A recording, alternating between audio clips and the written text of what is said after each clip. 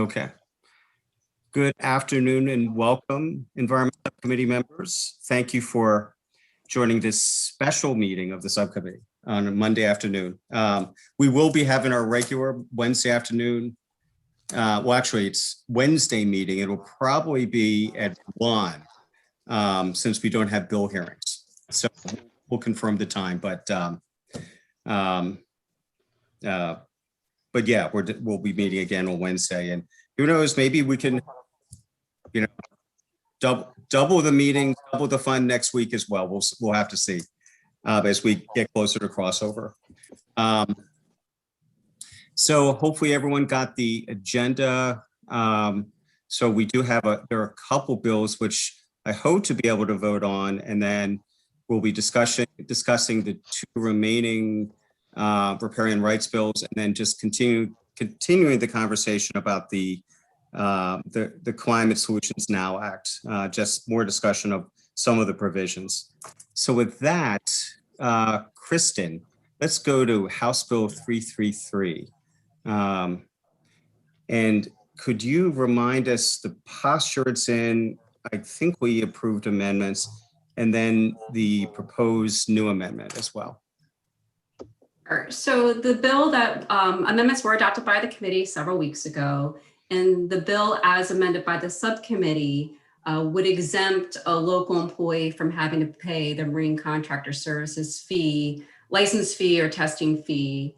It also would allow a local government employee to perform certain marine contractor services without obtaining a license from the department. And then the amendment adds additional language to indicate that if an individual is performing marine contractor services for the routine maintenance or repair of an existing shore erosion control structure, that individual would be required to be licensed by the board. Right, and that's language that the Chesapeake Bay Foundation requested. Robin Clark, are you here? I see Chesapeake Bay Foundation staff. Yes, sorry. Okay. So, Robin, would you mind explaining that this was your amendment, but, full disclosure, you had asked for additional language that would require licensing, but, basically came back and say, okay, let's go as a compromise with your top priority, which is collecting the amendment. So if you could just confirm or deny what I just said, that would be good. Yes, I think that summarizes it perfectly. This was the most important of our concerns, to be able to ensure that living shoreline work is done by those with a license. But as I understand it, there are many other types of work that the Maryland Association of Parks and Recreation Administrators seek to do, and that this legislation will still simplify their ability to do that. Okay. So while you're not thrilled about the bill with this language, you're okay with it? Is that a fair assessment? This is a help. Yeah. Okay. Thank you. All right. Any other questions about this? And again, sort of where we had paused a couple meetings ago was over the language that says that de minimis activities as identified by the board would not require licensing by the board. And then, there had been, it's back and forth about whether whether that language, de minimis activities, was too broad, and sort of the compromise that we're presented with now is to add this language that CBF has proposed as one that would require licensing, but then otherwise de minimis activities would not require licensing. So any questions? Whereas it's been. Can we move the amendments? Second. Oh, sorry. Sorry. No, go for it. Sure. Yeah. Let's just close Sure. this up. Yes, we can. We certainly can.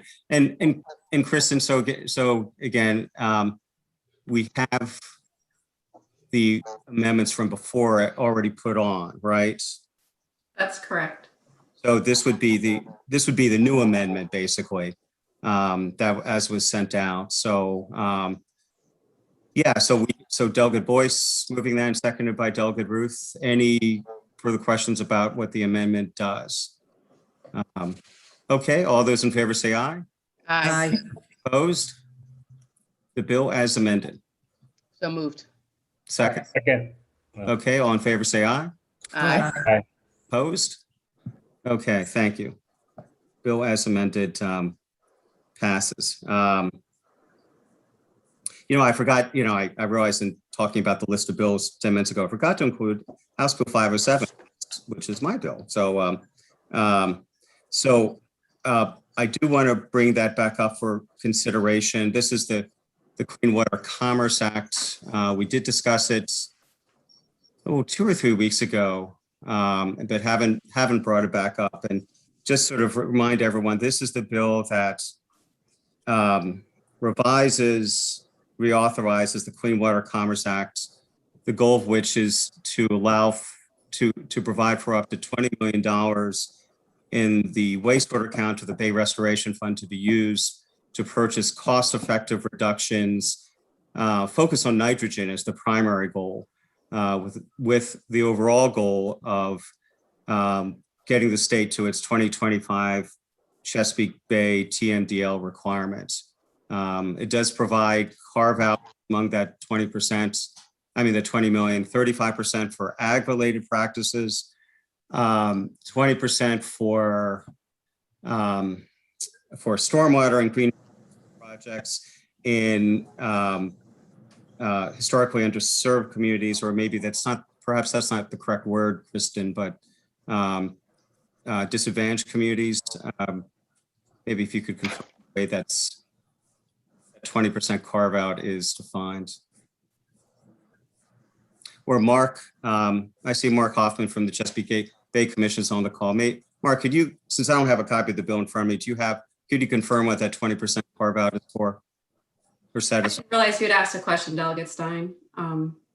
What's that? Are you talking about the disproportionately burdened by environmental harms and risks? That's right. Disproportionately and that would be burdened. identified by the Department of the Environment in consultation with the Commission on Environmental Justice and Sustainable Communities. And that's primarily stormwater and green infrastructure projects. Is that right? So the stormwater is a separate carve out. So that would be there's 35% for the ag practices, 20% to be used to procure environmental outcomes, including stormwater management and green infrastructure projects. I'm sorry, I read those. I did read that separately. Yes, that is with the in communities disproportionately burdened by environmental harms and risks. Okay. And remind me, how are those communities to be identified under the bill? Did you say how are they to be identified? Yeah. I'm having a connection issue.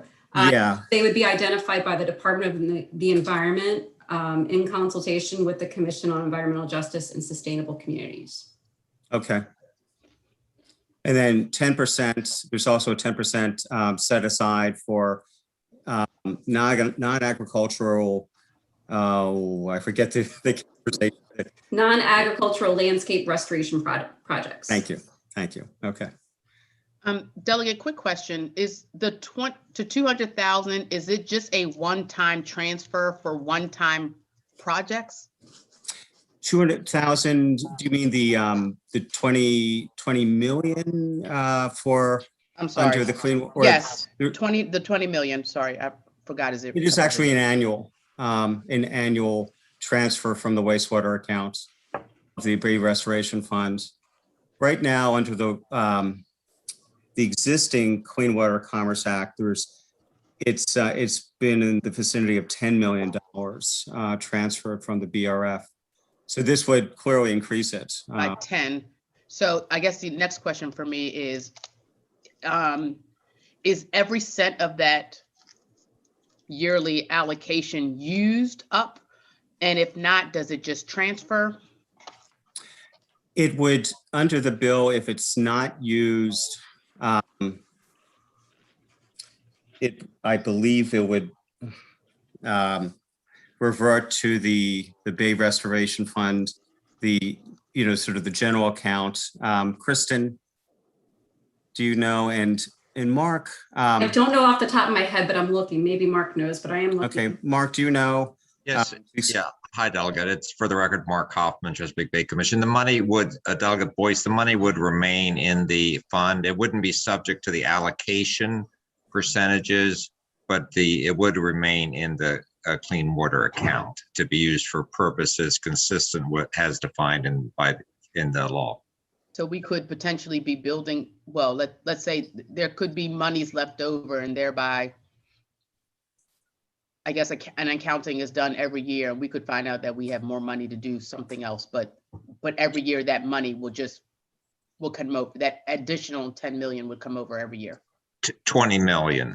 Yes, in theory, but I said that additional 10 million. Oh, I'm right? sorry. Yeah. Additional. Yeah. But just to be clear, in the history of the account fund, as it's been executed, it's been oversubscribed each year, so that MDE is getting well in excess of 10 million in requests for projects currently. Got it. Thank you so much. Thank you. Okay, Mr. so Chairman? yes, Delegate Gilchrist. Oh, I'm sorry, I cut you off. No, I was just going to say that, the bill does specify in fairly detailed fashion the application process that MDE has to go through, and there is an advisory commission that's already in place. There are 2 new members that are added to it, but go ahead, Delegate. I'd like to move the amendments. Oh, okay. Second. Any questions about the amendments? All right, all those in favor say aye. Aye. Opposed? Aye. Okay, the bill as amended. Second. Okay, questions about this bill? I do. Yes, okay. So when this fund was established, one of the main purposes was to help with septics and wastewater and items like that. And on the shore here and in Southern Maryland and some other rural areas across the state, you're getting ready to hit a bubble, a septic bubble, if you will. A lot of homes that were built in the 70s, 80s, and 90s, and due to new regulations that have been put in place and legislative bills passed out of this committee, are going to make that what used to be a simple transition or a simple replacement project into a much more cumbersome and less practical one. I'm dealing with it right now with several instances within Wycomico County with septics from older homes. And that's what this fund was established to help with that. Also in Wycomico specifically, we're looking to transition to a countywide wastewater system, be it, through package plants or a centralized location or tying in to all the municipal facilities that are out there now. So, my concern is, in the same breath as the Transportation Trust Fund, how every year there's more and more monies taken out of that fund while ignoring the original intent of the Transportation Trust Fund, which was for roads and sidewalks, because it's paid for by, the gasoline tax from vehicles, but that money is being used elsewhere, just kind of like, you get some money and you get some money and you get some money, but not the original intent. I'm worried about this fund falling in that same trap. I believe it's already there, that more money is being taken out of this fund and kind of put over here and put over there, instead, and ignoring the original intent, where the original intent has to now fight for dollars that should be amply there, instead of the unconventional uses fighting for the dollars. And of course, now I see it says my internet connection's unstable here in the in the House office building, as I'm trying to actually say something intelligent.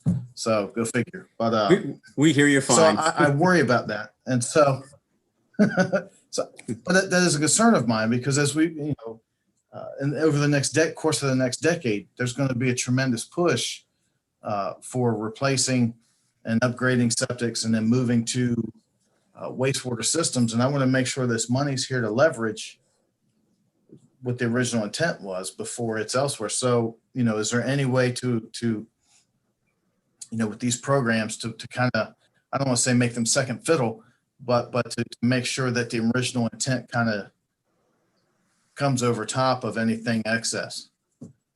Because there is a well- bubble coming. Sure. Mark, let me ask you to chime in a minute, but guess a couple thoughts. First, to the extent, I guess, that there are individual home-based septic projects, I believe those come out of the septic account, which is separate from the wastewater account.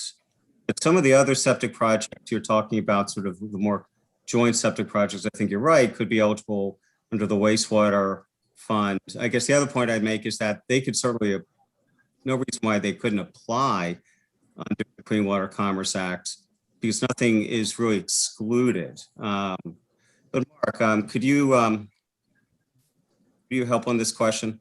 Yes, Delegate Stein. Yeah, thank you, Delegate Anderson. You make a great point.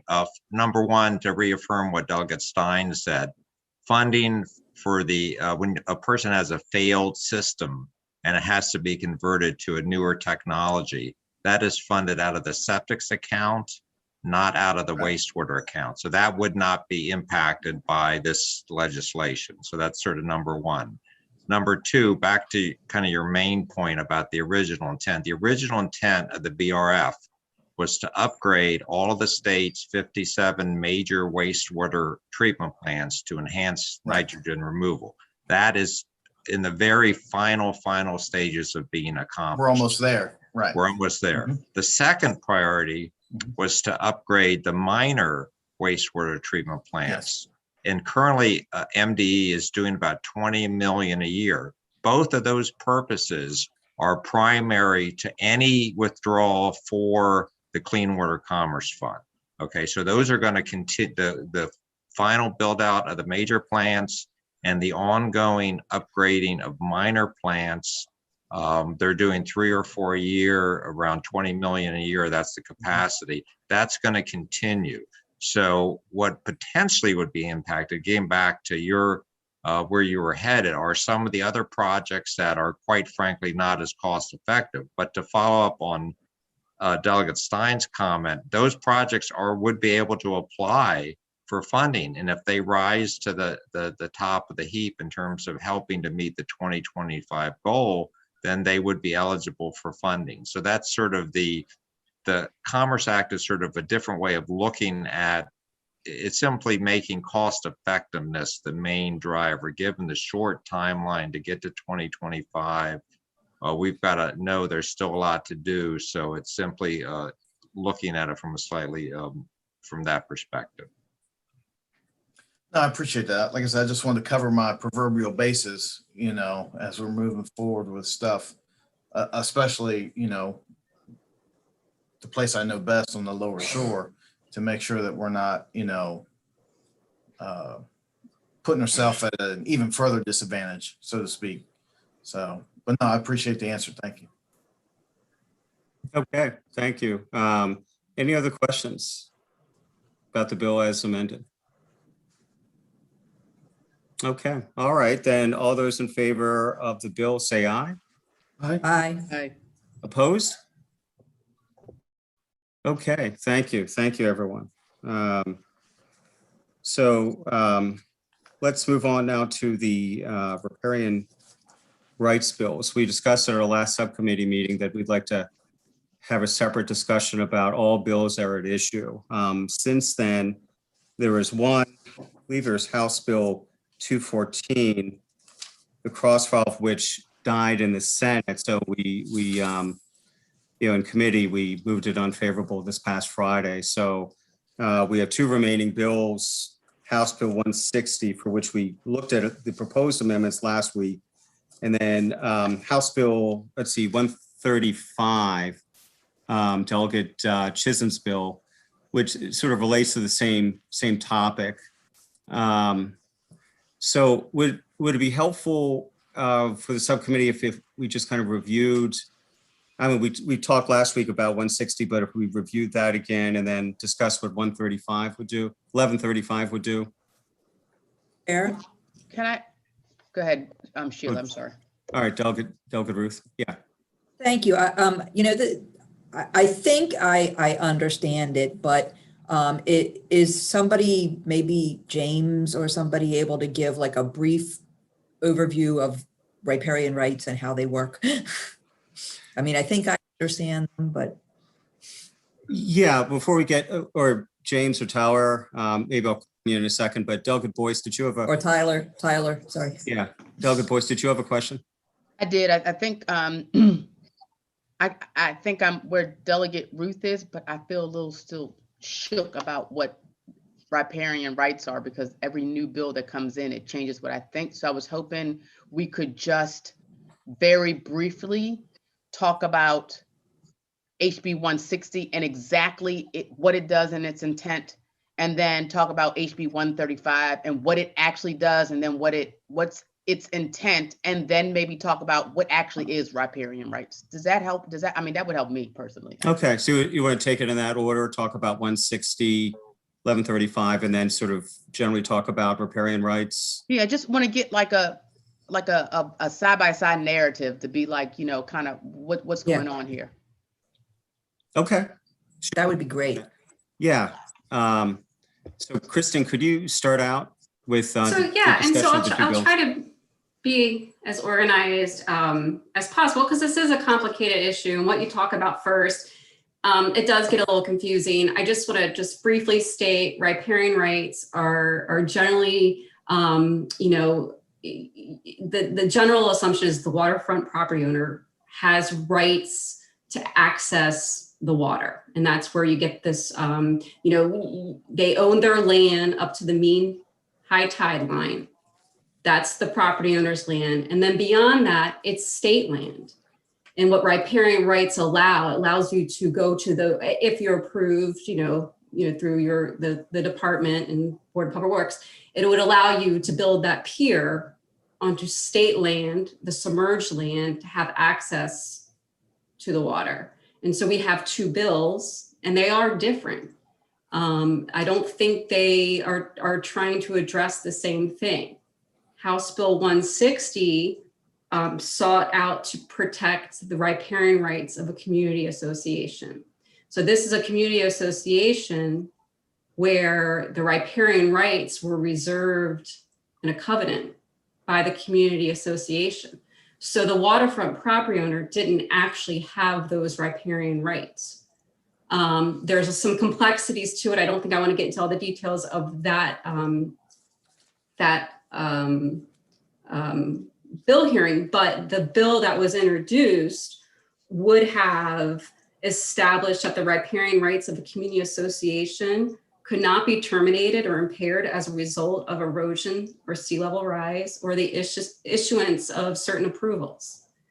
And then it would have required MDE to establish and maintain a publicly accessible repository on its website to keep a record of community associations and other entities that possess riparian rights. The issue was that the community association feels as if there was some sort of place for them to register their riparian rights, that this approval for this waterfront property owner wouldn't have happened because there might have been some sort of mechanism to show that that waterfront property owner wasn't the riparian, didn't have riparian rights, but rather it was the community association. Now for House Bill 160, the sponsors taking out making changes to any types of claim on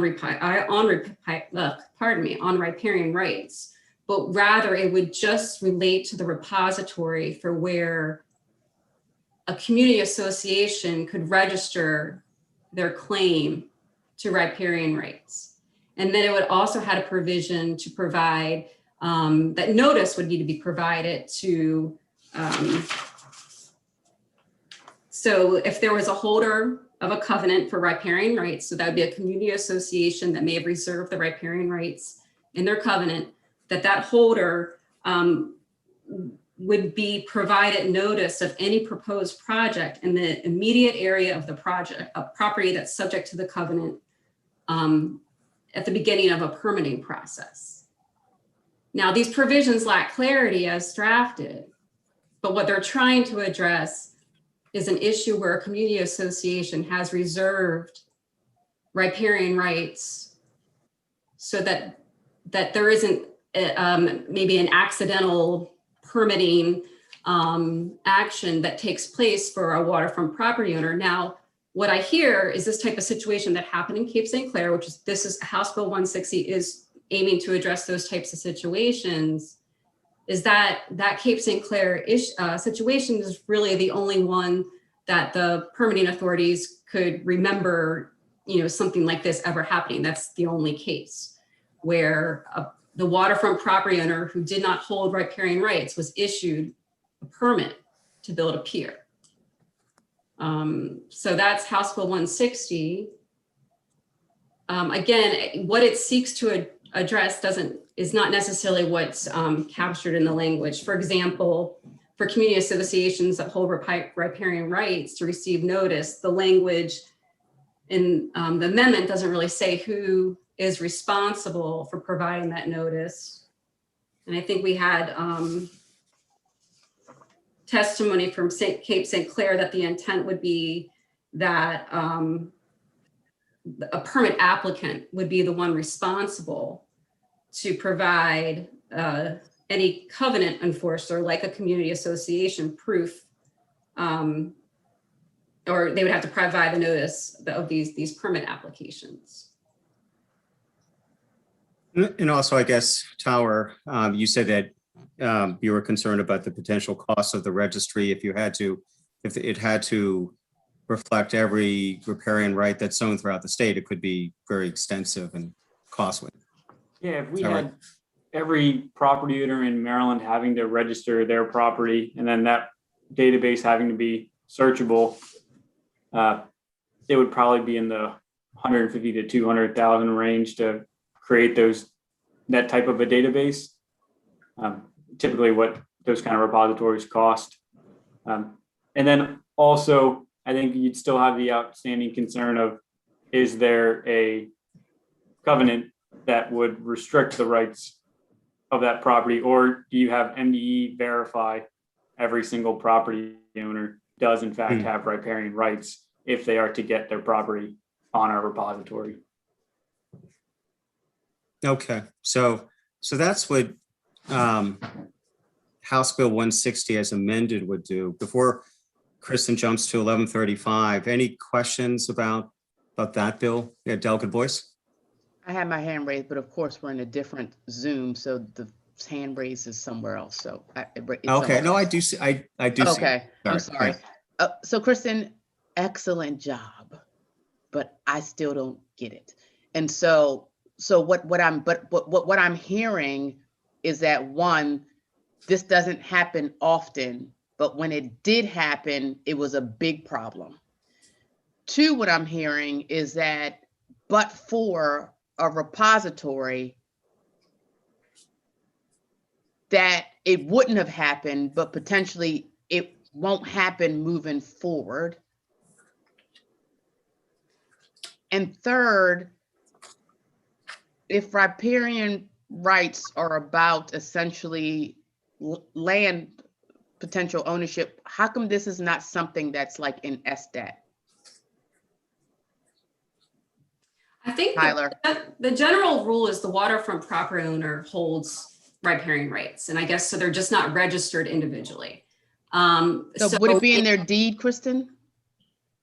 Would it be in somebody's deed? As a property owner, the only way you wouldn't have them is if the deed, was recorded and there's a restriction that would say, the community reserves riparian rights, or the deed shows that the property, there's another property that really affronts the, it could be adjacent to what appears to be the waterfront property owner, but perhaps the community association owns the beach. And that would be, as part of a recorded, like however those maps are shown. So it could be where the community association could be the actual property owner, or they've reserved riparian rights by way of the deed. But generally the waterfront property owner, when you go and you move to a waterfront community and you have a home, more likely than not, you as the property owner hold the riparian rights, unless otherwise restricted, is how I understand it. So just so that I can visualize this. So I own waterfront property. I have these riparian rights, whether it's through deed or a community association covenant, or just by the fact that it's You have riparian rights through common law regardless. and statutory law. Like that's Got it. the general rule. The exception to that rule would be if a community association or some other entity, there's a restriction, there's a recorded restriction somewhere. That's the exception. The general rule by common law and statutory law is that the waterfront property owner has riparian rights. So I guess the question then becomes, if that is just common law, then, and I don't want to say this way, but why would a community association hold kind of like a block right to it? Like I'm. So however, though, the property was originally, I don't speak real property very well, but was the original deed was recorded. You go through the whole title search, and it will, so that developer of that land, they're the waterfront property owner initially, and so them as that owner, they can restrict these riparian rights. Almost like ground rent. That's just, I am not well versed in ground rents as much as our committee. You need to get Delegate Holmes in here for that. I was about to say that. And it's interesting because you can really go far back here with, the common law right to riparian rights. I mean, it really does go far back, but it's not like, while it is a form of a property right, it's not absolute. I mean, it can't, so you have to understand too, the water is held by the state, under the public trust doctrine. So the regulation can still continue, and that's different than from a community association. But if they're the original developer, they're the original property owner. So then they can, I guess for whatever reason, they're allowed to put these restrictions as that original property owner. And then as the subsequent property owner who comes into this community, they have through, their property instruments can see, whether or not their rights have been restricted. And so why is this bill, this feels like this should be a Delegate Holmes bill. So it's interesting. So that's actually a suggestion I have for the next bill. So the bill as drafted, the bill as introduced here was kind of fiddling with what riparian rights are. And so like, for example, right now, if you're a waterfront property owner and you have like all this sand deposit out on your property, you now have this huge beach, that's yours. Your riparian right says that's your property. And this bill was saying, hey, but if you're losing your land through like climate change, sea level rise, that would not impair your riparian rights. However, there's law that already protects riparian rights that have already been in existence. So it's just kind of got a little confusing of like what needed to change when the riparian property owner does have rights to, I think reclaim their land. And I feel like I'm water. Too much. I'm gonna get myself into trouble once I realize I really don't know. I can only go so deep with this without. I hear you. Okay, I'm not sure if I'm really explaining this 100% correct. Think about this more of a generalization, and we can always go back and make sure I have this right.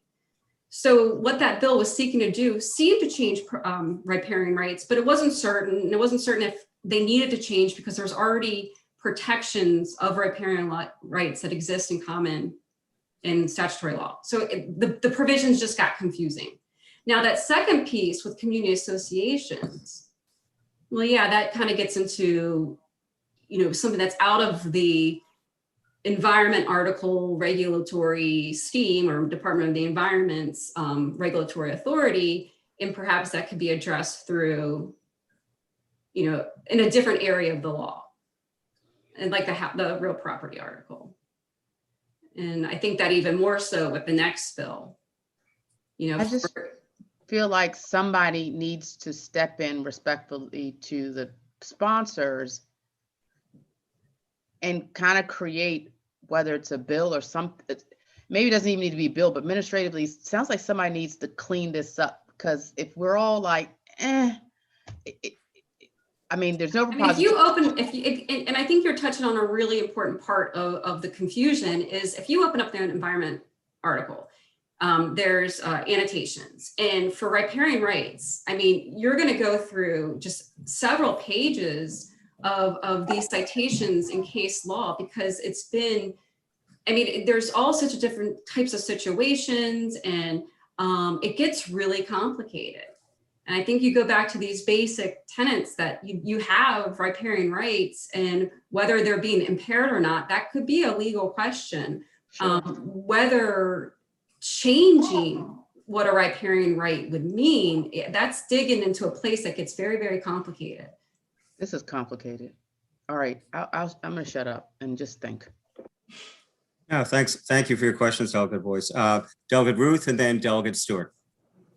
Thank you, Mr. Chair. So I think I get it that there's nothing recorded about riparian rights, but you have them automatically if you're a landowner, unless you have a covenant with a homeowners association or community association or whatever that says otherwise. And if you had that covenant, it would be in your deed as a covenant, right? Is that That's how I correct? understand it. Okay. And so as I know you said nobody can remember a situation like this Cape St. Clair situation happening before, but that doesn't mean it couldn't happen again. There could potentially be other community associations that have covenants like this. Is that right? So yeah, and I think there's also where the bill is left as amended are two pieces I think that the sponsor was trying to address. Now she's not trying to change riparian rights, but there was the repository where you could register, the community association could register their riparian rights. But then there was also that notice provision that the community association, the holder of the covenant for riparian rights would receive this notification that, and I think that the intent was to put the onus on the permit applicant, you know, the neighbor and like to provide notice, you know, at the beginning of a project, so you don't get into this place where perhaps for whatever reason, because I mean, I looked at Anne Arundel counties and it's a checklist, like, are you the riparian owner? Check, you know, and so I think that's really, and I think there's other types of, you know, they look at maps and other things. And I think with the Cape St. Clair, on a visual, you know, look, it just was like, oh yeah, that property that was originally the associations was submerged land. But back again, just to say that the bill now as amended would be two pieces where there's a repository and notification provided to the covenant holder that has riparian rights. So if the notification is left up to the permit applicant, what's to require them to do it? What's to say they want their permit and they don't notify? I mean. Yeah, so I have to look through the code just to see where this is drafted, if any of the penalty provisions would apply. But in the language that we have before us, you know, there's not anything that's specifically provided, you know, as like a, you know, hammer to make sure that a property owner or permit applicant would provide this notification. Other than if you had a situation in court, you could be like, I was never provided notice. Maybe it would be remedied quicker. I don't know. Right, because as I understand the Cape St. Clair situation, they didn't even know until the pier was built that it was happening. And, you know, and it seems like a landowner that's just determined to do that is going to conveniently ignore or forget the notification provisions if the onus is on them. So if the, it seems like the problem really is the community associations. And so if the repository were to only be a repository of like covenants and not all riparian rights, would it still be the same kind of cost? A big question for MD. Yeah, so it would be similar because it would be the same structure of building that repository, and also the repository on either side of either being the property owners or being the property or the HOAs, we still have the question of, does MDE have to have a legal determination on each application if the mean high water line does effectively terminate riparian rights of one of the groups? Does that make sense? Because this Cape St. Clair issue was because the mean high water line was covering the property in the view of the property owner, which is why they thought they didn't need to. That has since been worked out in court. But Right, the community association prevailed in court, right, didn't they? yes, Right. That was a settlement. they did prevail in court, and the property owner had to take out their pier. Okay, I mean, I can definitely see the need for this kind of repository, even if it's only a limited number of, limited number of community associations impacted. It seems like this kind of thing is needed, and it's just, but I get the concern about costs as well. So I don't know what the answer is. Thank you. Okay, Delegate Stewart. Delegate Ruth basically covered my questions, but I just wanted to clarify. So I understand the repository thing and the notice provision, that all makes sense. But Kristen, could you just walk through again, like, what is the status quo now around seawater change, and what is the bill trying to alter? It seems like fairly radical to me, the idea that regardless of sea level rise, the property owner would retain rights, but maybe I'm misunderstanding. Well, I can give you what I think is how this works.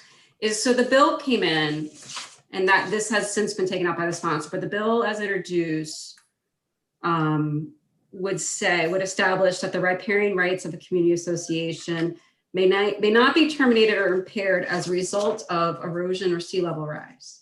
That was the one piece. And so yeah, that's what I'm talking about. I know it's been taken out, but that's what I'm wondering about.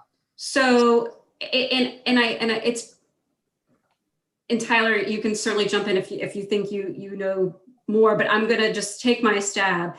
If common law and statutory law are very similar, where a property owner has riparian rights for access, like we were talking about with the piers, but also to reclaim land lost by erosion. And they also can make improvements to preserve. Wait, that's the wrong thing. So just so they can reclaim land lost, and then they also, there's a provision, section 16-103 of the Environment Article, that provides, unless otherwise specified, that a riparian owner may not be deprived of any right, privilege, or enjoyment of a riparian ownership that the riparian owner had prior to July 1st, 1970. So as I think I understand it, is that riparian owner who's had riparian rights, that I don't know if that type of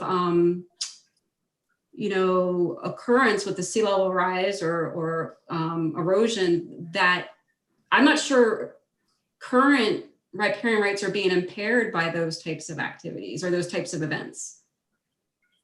I think the person retains their riparian rights is how I understand it. Howard, do you want to add anything on that? Yeah, so I'll add one statement to go back with my last statement, just to clear that up, and then going forward. With my last statement, so the court decision was that the property owner did not notify or get approval from the HOA, not that the HOA still had riparian rights. So that was a different court decision than what I had stated. And so then going forward to the next piece, if somebody's land became submerged under the mean water line, then effectively they would lose riparian rights And that would go to the property that is at the end of the mean high water line. And that would then go to the state. I think it probably better. So I have Heather Nelson here. Would you mind if I ask Heather Nelson? She's the director of our wetlands and waterways for insight. Sure. There she is. Hi, everybody. Good afternoon. Riparian rights, as you can see, is very confusing and is not a one-size-fits-all situation. And so, you know, what Tyler's trying to express here is that when the mean high water line comes up far enough where a property that has not been improved upon is submerged, that property may revert to the ownership of the state. It's the submerged bottomlands issue. And so as such, as the mean high water line comes up and begins to abut potentially other parcels of land or other improved properties, that property owner may now be able to consider themselves as having a vested riparian right in order to make improvements out into what may have reverted to state ownership through the Submerged Lands Act. So it has some cascading effects there with sea level rise and the changes in coastlines. And when property erodes and has not been protected, what happens to that property as mean high water line increases or sea level rises? So then I think I had that wrong then. So there's the Submerged Lands Act, I guess, that is at play here as well.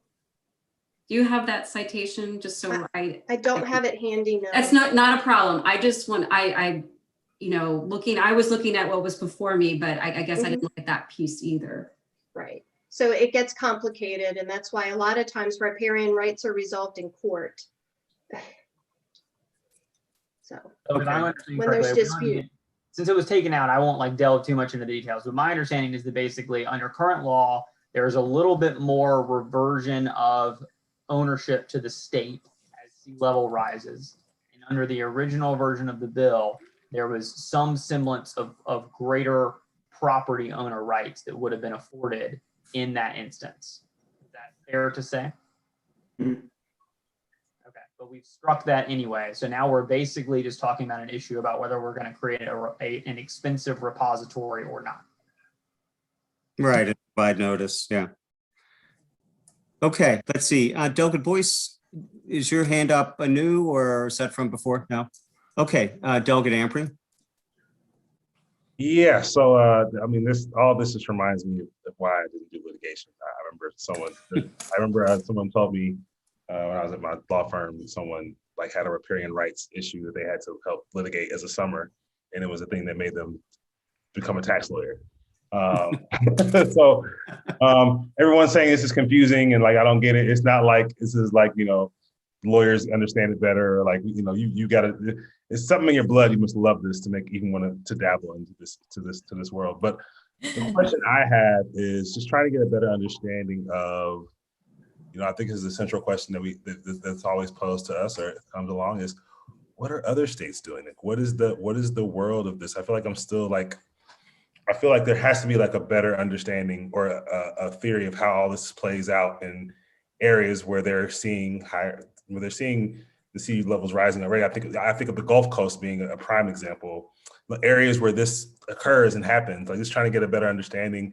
And if there's anything out there that would help me understand the positioning as my colleague, as Vaughn said, like just getting a better understanding of like, how radical is this? Like, I just don't know. It's hard for me to assess. And I'm trying to get a better understanding if anyone here has any better understanding of what other states have done, or if there's any cases where this was kind of like seen as like not constitutional or what have you. Just trying to get any sense of that. I don't have an answer for that. I don't know. I mean, riparian rights, I think they vary across different areas just because what is, you know, I mean, they're similar in some ways. I think the riparian rights that we're talking about is a very East Coast kind of issue, you know, whereas riparian rights out West is more of, you know, consumptive use of water. I looked into this a little bit. I wasn't finding anything that hit on climate change or sea level rise. whether there's something out there in one of our neighboring states or down south, I'm not sure. I just don't know. Well, and this might be elite. What about internationally? Is there anything? I wouldn't know that at all. I don't have anything. Try stabbing like I tried. I went into enough of a rabbit hole. I didn't go overseas, but yeah, I don't know. Yeah. Okay. I just, I like to move. I like to, It's certainly timely. It's a timely discussion. I mean, that's happening, but how it relates to this area of the law, as I think we can see here, this is just a very complicated area of the law. Right.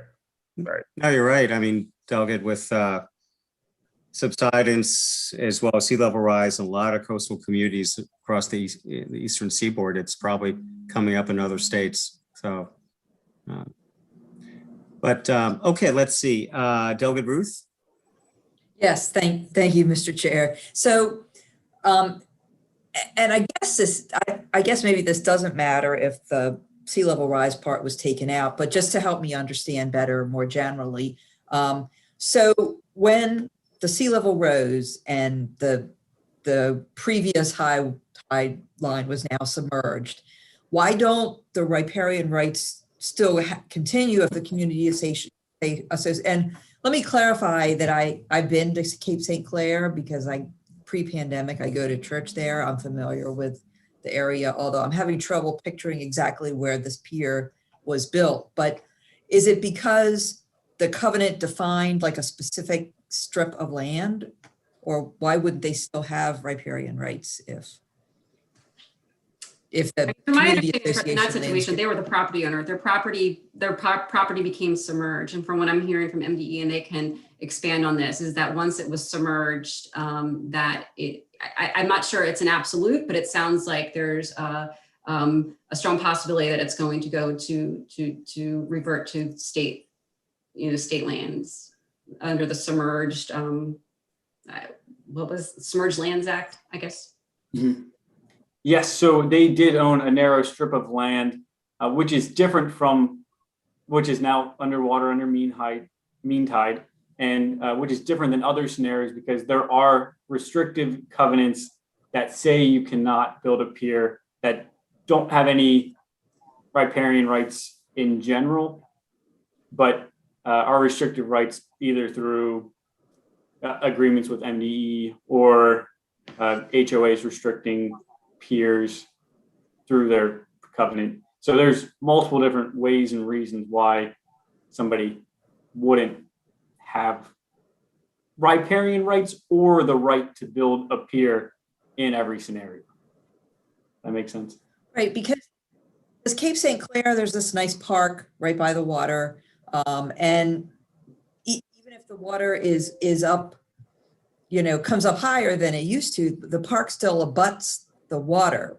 Mm-hmm. And so I guess I'm confused with that, but I'm having trouble again picturing where the pier in contention was. So I think the beach is actually in front of this waterfront property owner. Cape St. Clair I'm from the area too. Okay. I can visualize it, that they actually had the strip of land.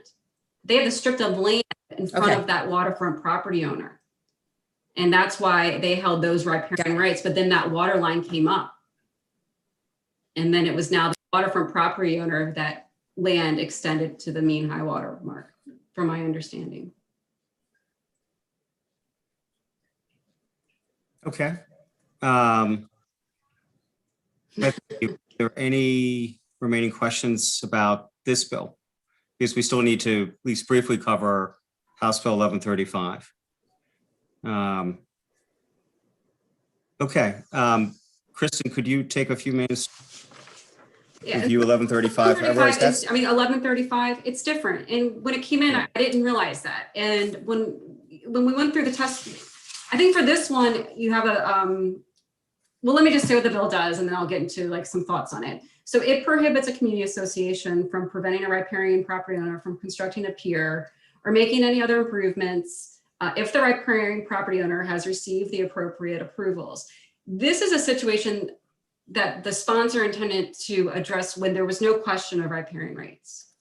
And that sometimes when you're in a waterfront community You have, again, restrictions that say, hey, you need to get written approval from the community association to build this pier, just like you would have to like build a shed. I don't know, anything that a community association might want to, to review before the property owner constructs.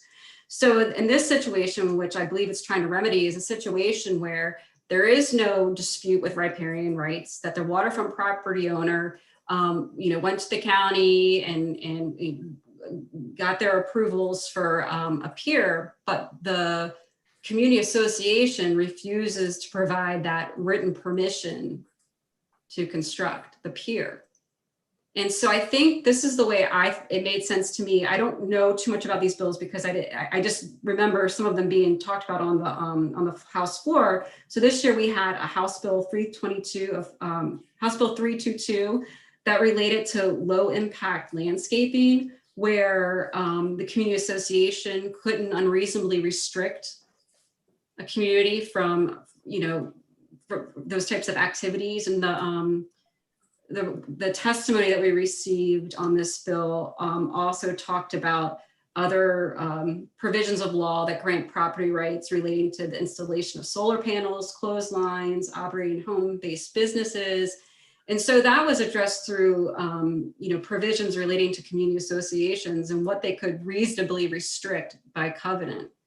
Right now, the way this bill is drafted, it's in the environment article where the provisions discuss riparian rights, but it seems like this is more of an issue of that could be addressed by the Housing and Real Property Subcommittee through provisions that relate to what a community association could reasonably restrict via covenant.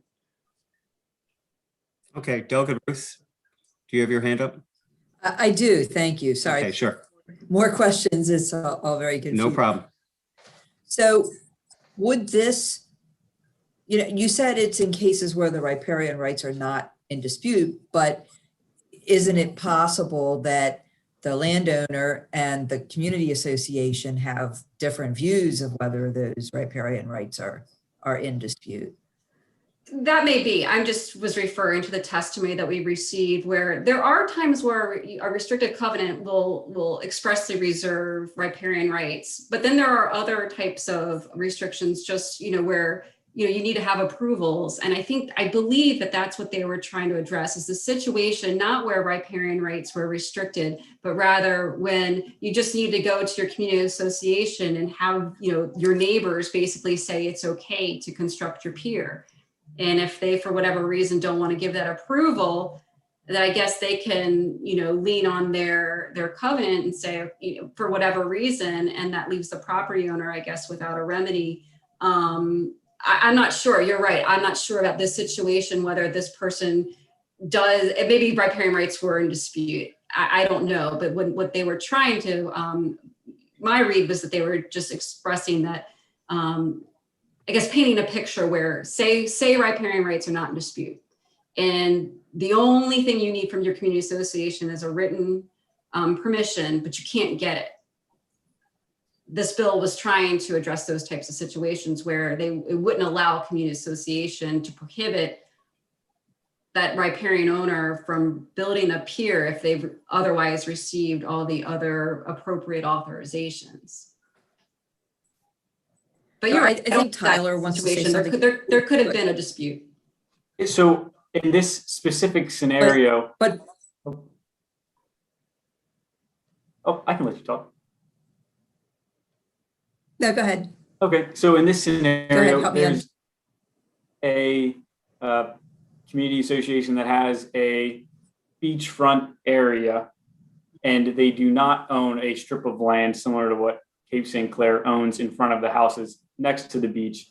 But my understanding is that the community association has decided that nobody next to it for a certain number of houses will be able to have a pier. And so this gentleman's neighbors don't have piers. Others in the community, I believe, have piers, but the community association is not allowing piers for a certain stretch of properties.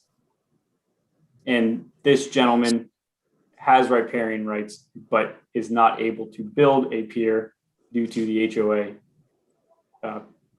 agreement. So this is really not about riparian rights, it's about community associations, it seems to me, and what community associations can require. Mhm.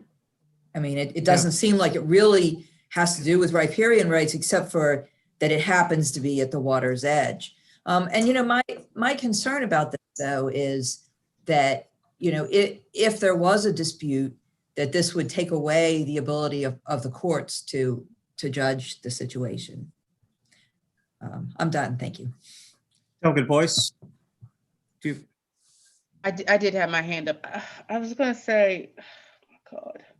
So I guess to what Delegate Ruth said, but then in the opposite, I think it still has to do with riparian rights, because if I have the right and it is my property, why do I have to get permission to build on it? Like, this is all confusing. Well, the riparian rights attached to the property, so that's not really your property. I guess that's the point. It's not your property. You have rights that it's, I guess, attached to that waterfront property ownership. Where Yes. it's so, and I think it is referred to as a property right, but I almost think of it as, and I must have read this where, you know, almost like it's like a license, like it's not something that you hold that without, you know, an absolute, that it can be restricted. You know, certainly the state has interest, Sure. and community associations have rights too. So I guess I think once you build out, then it becomes like the stronger property right, but the riparian right is more for access on those lands. That's submerged land that the state holds. All right, I'm back at zero. Okay, I'm done. I'm back at zero. And so I think diving into this, I mean, I really do think that this type of you know, deliberation on a bill like this really, I think, does make sense to come from that community association, that you know, property regulation side of things. I think when it comes down to it, it's not really trying to change riparian rights. It's really trying to balance what is acceptable for a community association to restrict. Some might feel like this is appropriate. If, you know, lawmakers wanted to change that law, they could, but that's, I think, the context of the deliberation would need to be similar to other types of restrictions that have been prohibited, you know, over the past, you know, however many years. Okay, no, I hear you. This is as clear as mud to me. Delegate Stewart? Yeah, I was just going to briefly say I don't really like this bill. Like, I don't know if we're voting today or not, but I think that, you know, okay, yeah. But I mean, if you read the MD testimony, I mean, even like aside from issues around whether this is really a riparian issue or whether there's a HOA issue, and I mean, I think fundamentally it's kind of weird for us to step in. If someone's bought a property that has a covenant that says the HOA can vote on it, as for us to step in, I mean, they could have just not bought in that community, and for us to now step in after the fact seems like it's granting some property owners extra rights than they bargained for when they bought a home, and diminishing the rights of others who thought with a majority vote they could, you know, so it's like, it's weird for us to get involved broadly. But I think more narrowly, just reading from the MDE letter, I mean, I think that for a bill that's only 6 lines, I think there are a lot of definitional issues that are problematic here. You know, the definition of improvement, it says peer or other improvement. You know, I mean, I guess theoretically we could amend it out, improvement out, if we really wanted to pass the bill, but it seems like improvement could be anything. And that's really problematic. And then I think even more problematic is this point that MDE brings up around the approvals. I thought when I during the bill hearing that like there was maybe like one MDE approval, and once you got like the stamp, the thumbs up from the state, then you were good to go under this bill. But it actually seems like the approvals are really murky, and there could be like multiple, who knows what approval the bill is even talking about. And that seems really problematic. If you could potentially get approval from a local government or the state government, and like there's not a uniform approval process. I mean, that just like opens up a whole nother can of worms where someone's like, oh, well, I got approval C from the local governments. And then the HOA is like, oh, well, you're really supposed to get approval B from the state. So anyway, I say all that to say that I'm inclined to vote against the bill whenever we do vote, if we do. Okay. Thank you. Delegate Ruth? Yeah, thank you. And actually, what I was going to ask, I think Delegate Stewart touched on, but you talked about the low impact landscaping bill, and that would be something that would be after the fact, right? Where a community association can't go in and add restrictions, but if there are restrictions in a covenant when you buy the house, like Delegate Stewart said, you know what those restrictions are and you're agreeing to them. And I'm not sure that we should be stopping that practice, because that's taking away something, your ability to do something. That's something you agree to when you purchase the property. Does that make sense?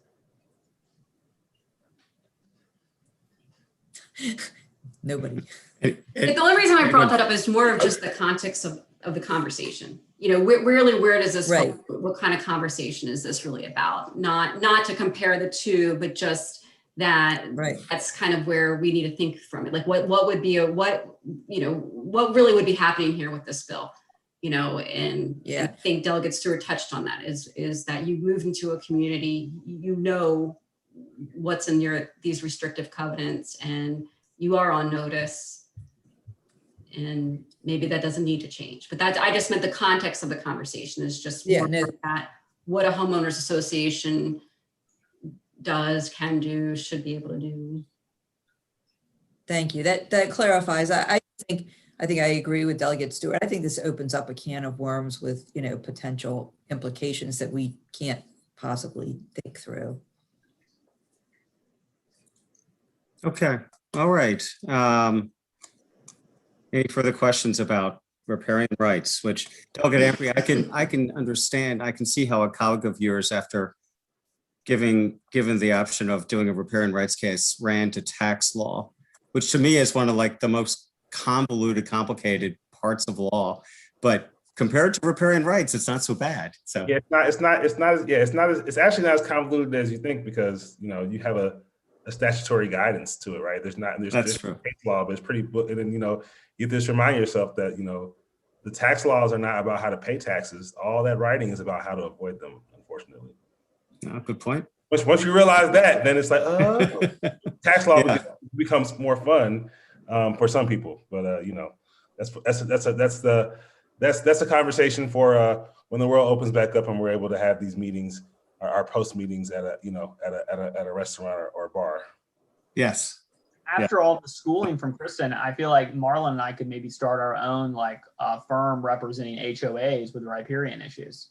Really? If someone wants to go into the field, you know, we got open season. You're as expert as anyone in the state. So, yeah.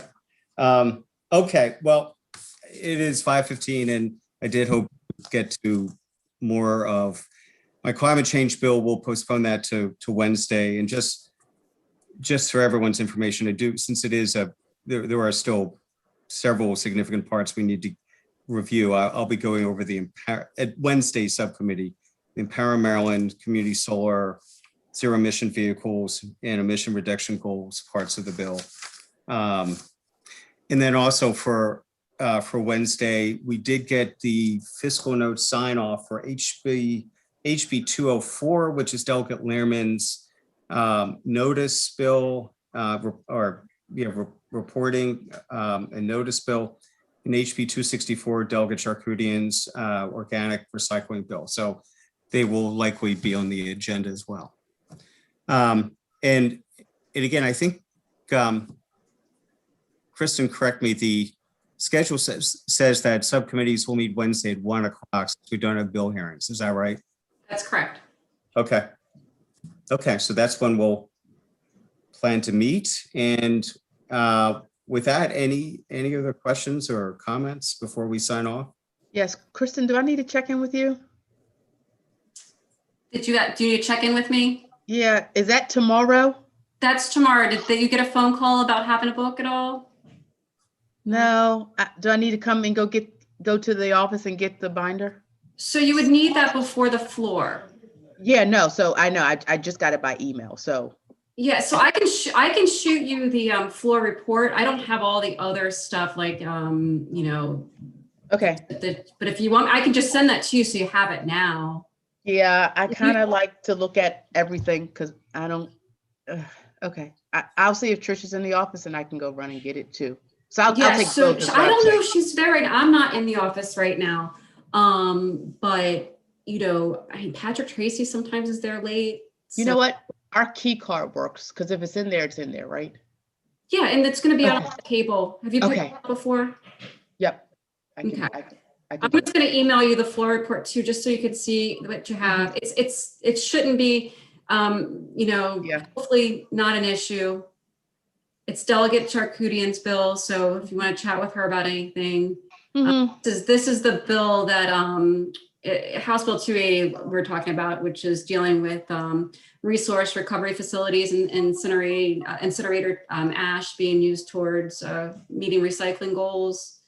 It was a jointly assigned bill. ENT took it up a while ago, but ECM just voted. So we're reporting it out tomorrow to the floor, and Delegate Boyce will do a great job handling that. Though there's no amendments, so hopefully you don't even have to get up. Okay. That part, is nice when there's just the only problem is, there's not a problem with the bill. It's just that there could be misunderstandings. For example, last year's bill received an unfavorable report, and that's because ECM ended up killing the bill because both ENT voted favorable, actually probably like favorable with amendments. I think there's co-sponsors, but ENT voted favorably, ECM voted unfavorable. So our ultimate report was unfavorable. And I would just honestly, if that comes up on the floor, just chalk it up to that. I think that happened pretty close to the craziness of March, and the bill might not have been fully understood. I think there were some concerns that there was bans on incineration, banning the use of the incinerator ash, and that's just not the point of the bill. It doesn't ban anything. It just is saying incineration. Can't count it. Yeah, you can't count it as your recycling goals. Okay. Yep. Okay, I will get on that. So you'll do good. Lifeline. I'll call you. Call the backbone. Call the backbone. Yeah, and it was nice when you had I didn't know they were allowing table mates, so that was helpful if someone wants to come over from the committee. It's easier for me to talk to somebody and then they can relay it to you. If you guys are allowed to do that on the floor, go for it. Yeah. Okay. Thank you. And if not, I'll call. You can just pick up the phone and just lay it on the table, and then if you need me, you can go to it. Got it. Okay. Fun time. Okay. Sounds good. Have a good night, everyone. See you all tomorrow. All right. Good night. Night, everybody.